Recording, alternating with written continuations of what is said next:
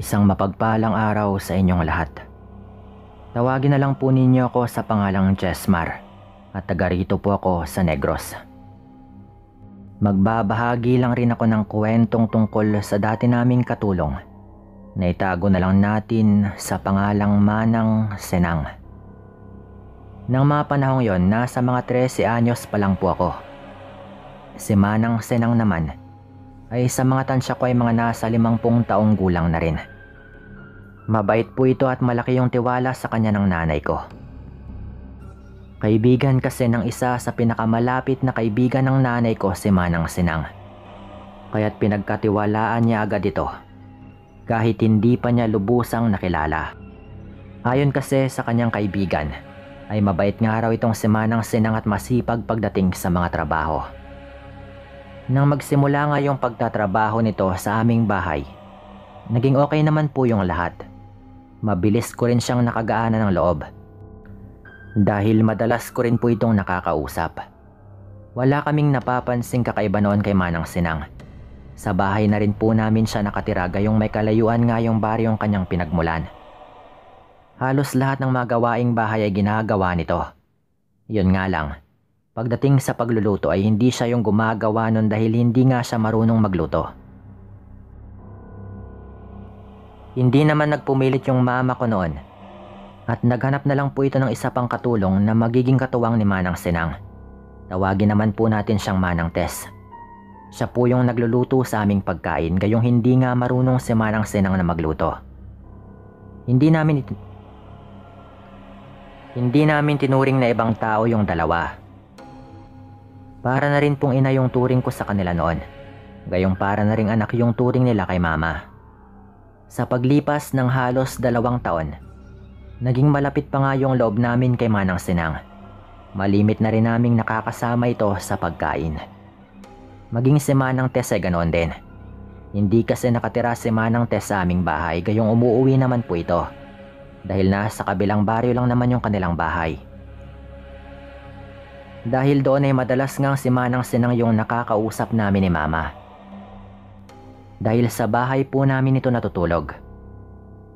Nang magta3 buwan na nga si Manang Senang, doon nga nagsimula na meron akong napansin sa kanya. Tuwing niyayaya kasi namin siya ni Mama na kumain kasama namin, napapailing lang po ito. Ang madalas nitong sabihin ay kakain na lang daw siya kapag nagutom na siya. Dahil doon, hindi na lang namin siya pinilit. Maging si Manang Tess nga noon ay nagtataka na rin sa kinikilos nito. Ngunit tuwing tinatanong namin ito kung meron bang problema, ay napapailing lang din po ito bilang tugon. Nagpatuloy nga yung ganong kanyang ginagawa at hinayaan na lang din po namin ito. Hanggang sa nasanay na nga rin po kami na hindi namin siya nakakasabay tuwing kumakain.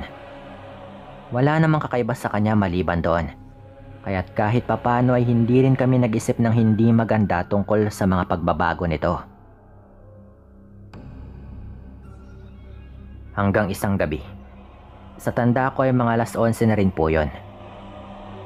Nagising ako dahil sa magkakasunod na ingay mula sa aming kusina. Nagtaka nga ako noon kung sino nga ba yung may gawa ng ingay ron. Gayong alam kong tulog na nga ng mga sandaling yon si Mama. Naisipan ko na lamang na lumabas ng aking kwarto upang tignan kung ano nga bang nangyayari ron. Nung malapit na nga ako sa kusina namin, nangunot yung aking noo dahil nakarinig ako ng mahihinang pag-angil. Labis nga yung pagtataka ko noon dahil boses ni Manang Senang yung aking naririnig.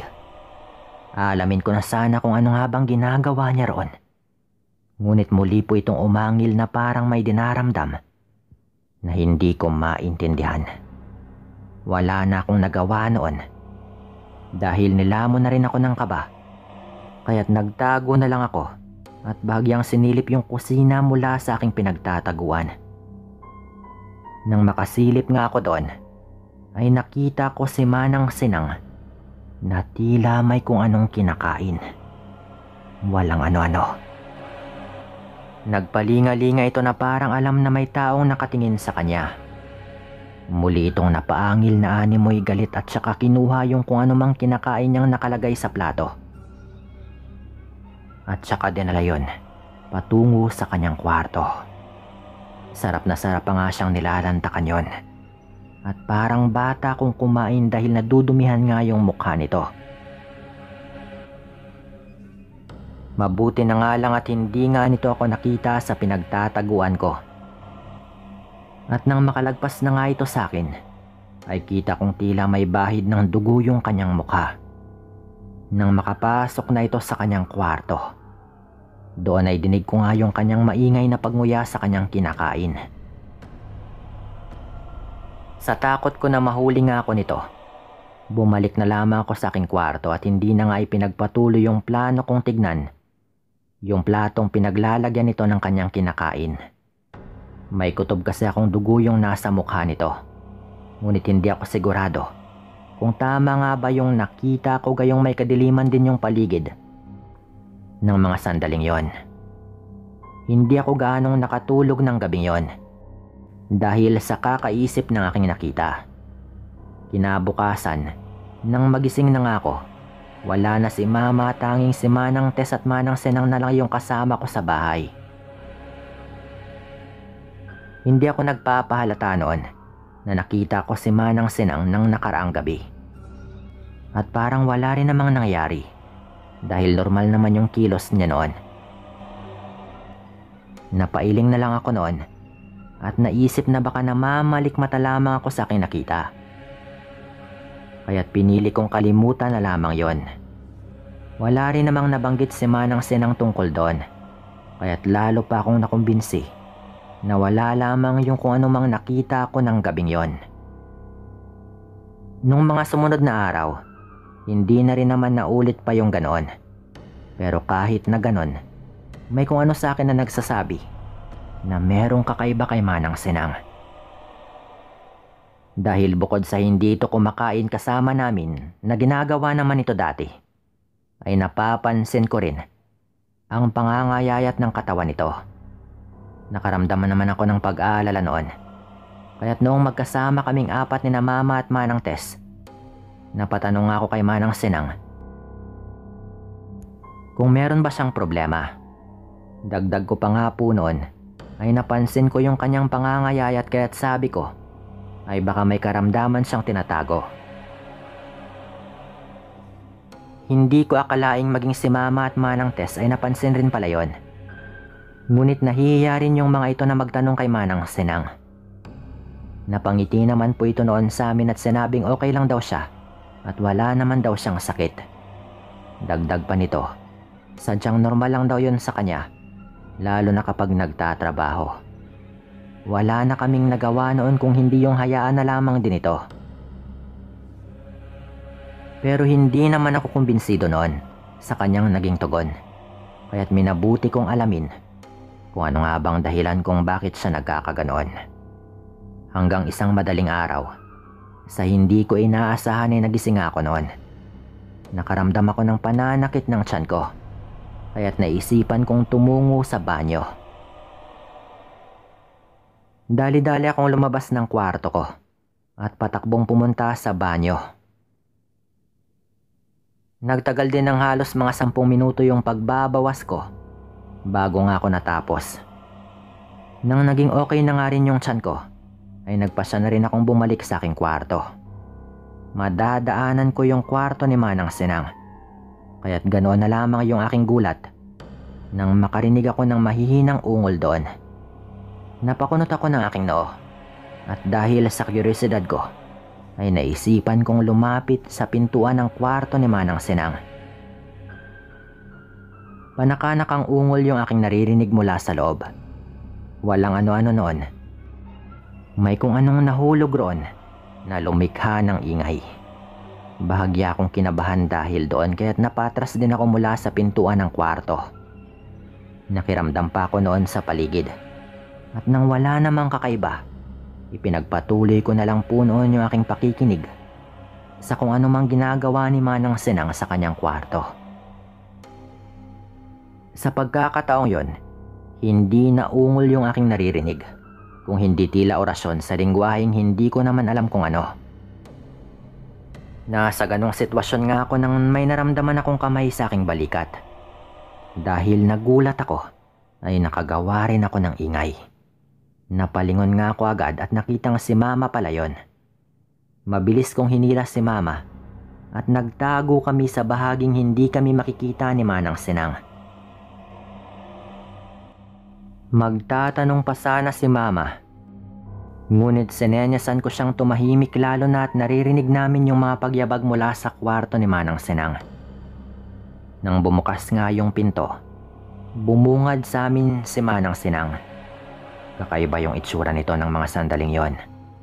Buwagag yung buhok nito at tila nanlilisik yung mga mata habang nililibot yung kanyang tingin sa paligid.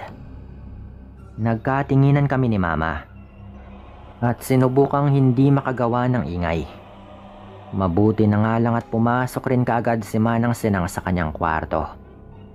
Nang wala na nga ito, doon ko lang sinabi kay Mama yung kutob ko kay Manang Sinang. Maging si Mama ay hindi makapaniwala sa iniisip ko tungkol dito.